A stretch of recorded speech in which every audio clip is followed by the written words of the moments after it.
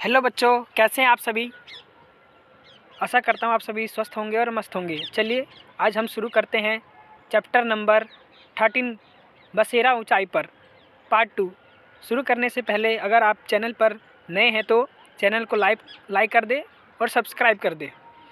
तो मैं बता रहा था, गौरव जानी चांगथांग पहुँचने के बाद वे नामग्याल से मिला। उन्हीं से मुझे चांपा के बारे में पता चला। इतने बड़े इलाके में सिर्फ 5000 लोग चांगपा कौन लोग होते हैं? चांगपा घुमंतू लोग हैं जो हमेशा एक ही जगह पर नहीं रहते।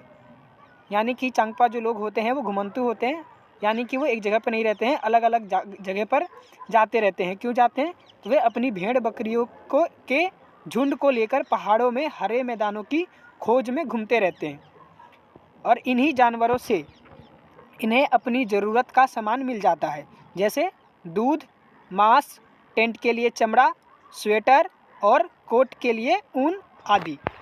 भेड़ बकरियां ही इनकी सबसे बड़ी पूंजी है। जितनी भेड़ बकरियां उतना ही ऊंचा परिवार का स्तर। यानी कि भेड़ बकरी के वजह से ही इनको जो भी है सब कुछ मिलता है, यही इनकी कमाई होती है। और जिसके पास जितनी ज़्यादा भेड़ बकरियां होती है उसको इतना ही अच्छा व्यक्ति या ज़्यादा बड़ा व्यक्ति मान सकते हैं। यानी इसके पास सब कुछ है, एक तरह से अमीर भी कह सकते हैं।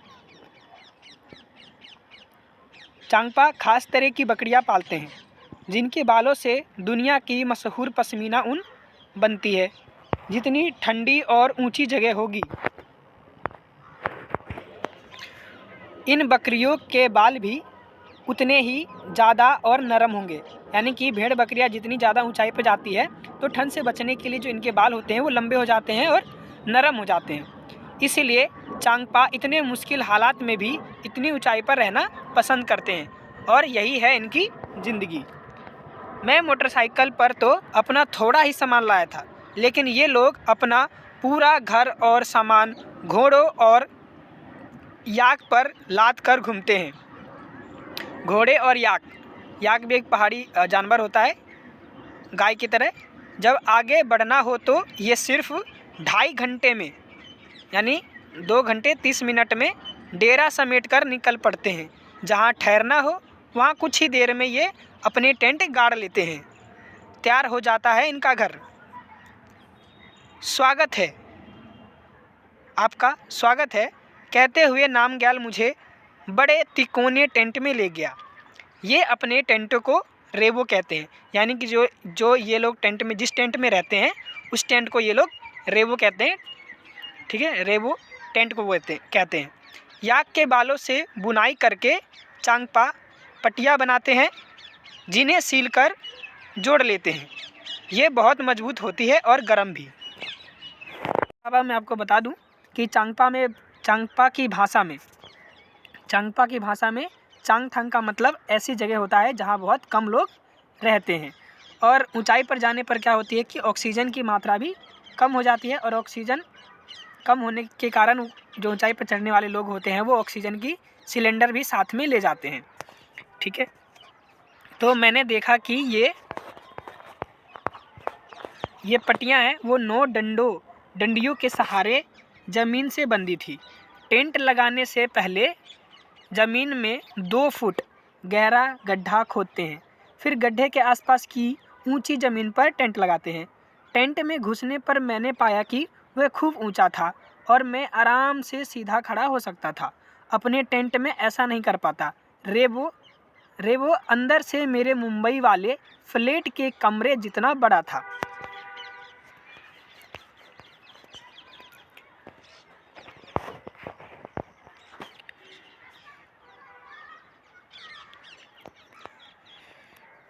दो लकड़ी के बड़े डंडों के सहारे खड़ा था।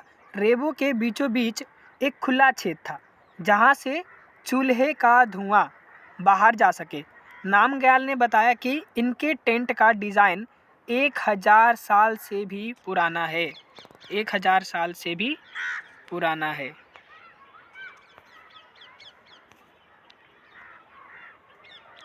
एक 1000 साल से भी पुराना था। इसमें टेंट में रहने वाले चांगपा ठंड से बचे रहते हैं। ठंड भी कैसी?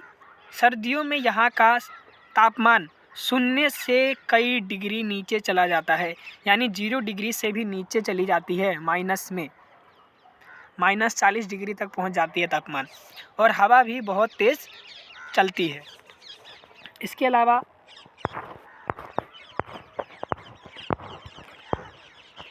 अब बात कर लेते हैं पश्मीना शॉल की। तो क्या बताया जा रहा है कि माना जाता है कि एक पश्मीना जो शॉल होती है वो 6 स्वेटरों के बराबर गर्मी देती है। कितनी? 6 स्वेटर के बराबर, और इतनी गर्म पर मोटी बिल्कुल नहीं होती है।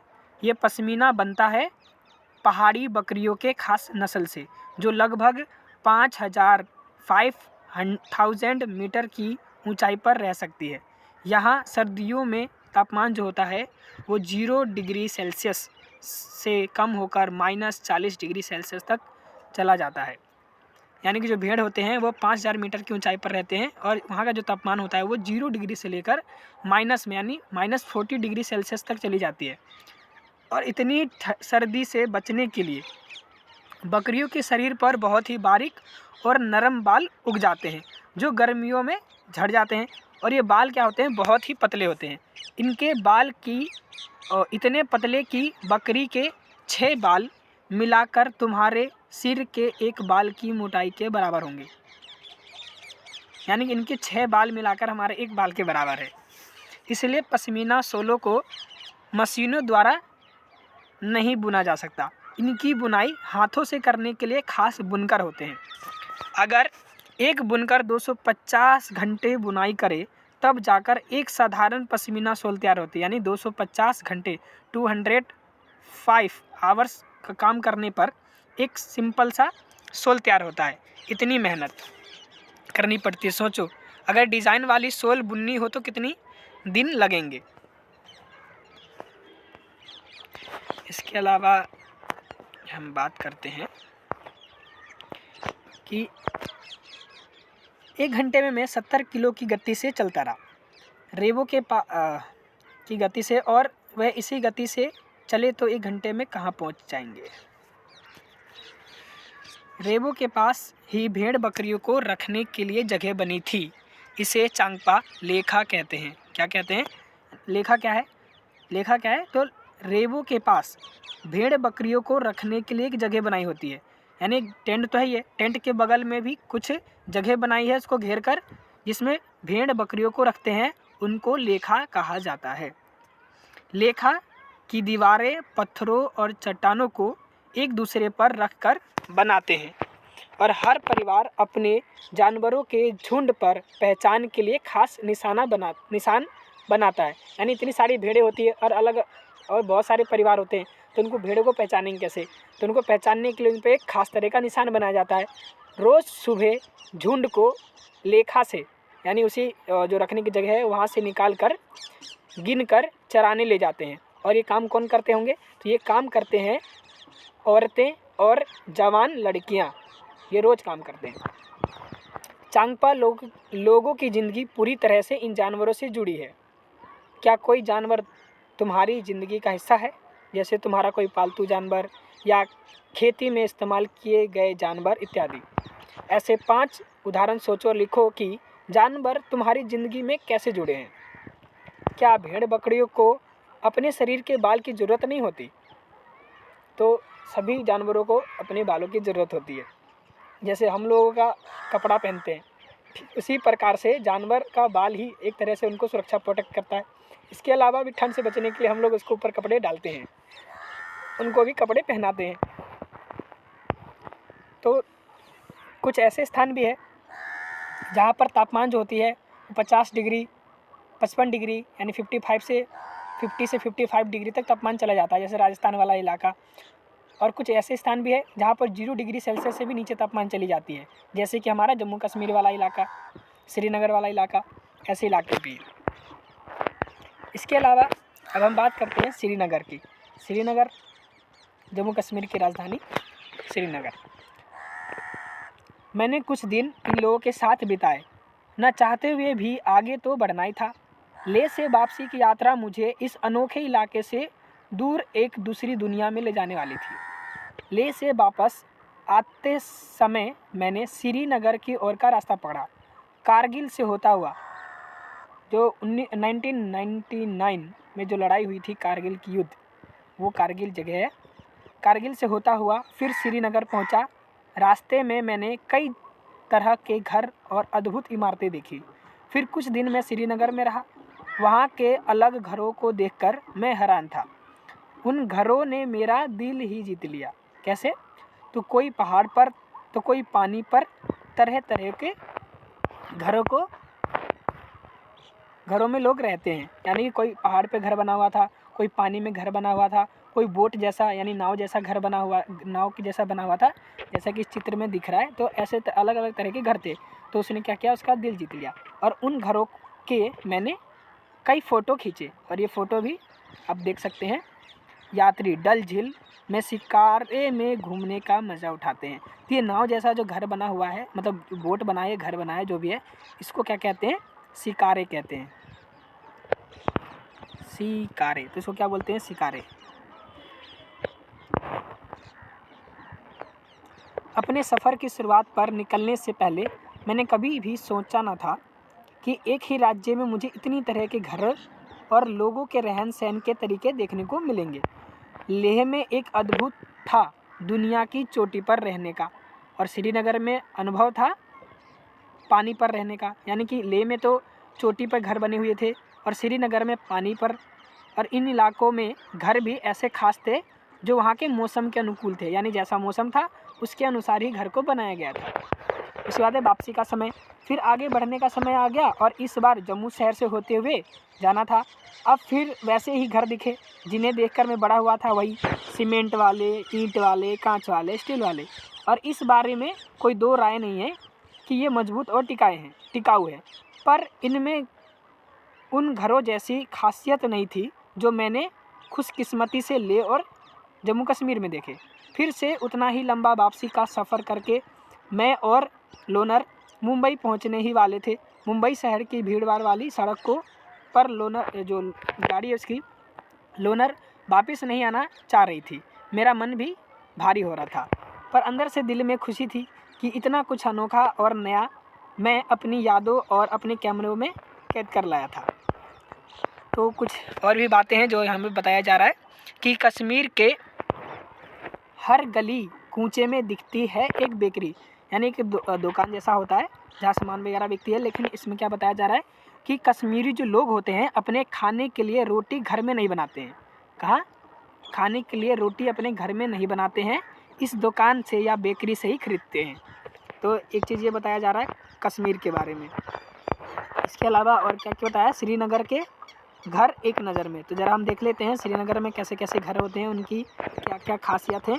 तो सबसे पहले बताया जा रहा है कि श्रीनगर में बाहर से आए कई टूरिस्ट, जो घूमने से लोग आते हैं, टूरिस्ट, तो क्या है, हाउस बोट में रहते हैं। जैसा कि यहाँ पे दिख रहा है, ये नाव है, नाव जिसमें नाव में ही घर बने हुए हैं। तो इनको क्या होते हैं? हाउस बोट बोलते हैं। हाउस बोट 80 फुट तक लंबे होते हैं, यानी कि 3-4 कमरे की लंबाई के बराबर होता है। और 20 से इनकी चौड़ाई है 8-9 फुट तक होती है। एक लंबाई इसके कमरे के बराबर, चौड़ाई चौड़ाई एक कमरे के बराबर, और इनकी लंबाई जो होती है वो 3-4 कमरे के बराबर होती है, यानी काफ़ी लंबा चौड़ा होता है। इसके अलावा ये झोपड़ी जैसा जो पानी में दिख रहा है, तो बोट की तरह बने लकड़ी के डोंगे पानी पर तैरते रहते हैं, यानी बोट की तरह बने होते हैं और ये पानी में तैरते रहते हैं, डूबते नहीं हैं, जिस प्रकार नाव नहीं डूबती है। तो श्रीनगर के डल लेक यानी डल झील श्रीनगर में है, और झेलम नदी में इन डोंगों में कई परिवार रहते हैं, और मकान की तरह इस डोंगे में भी अलग अलग कमरे भी होते हैं।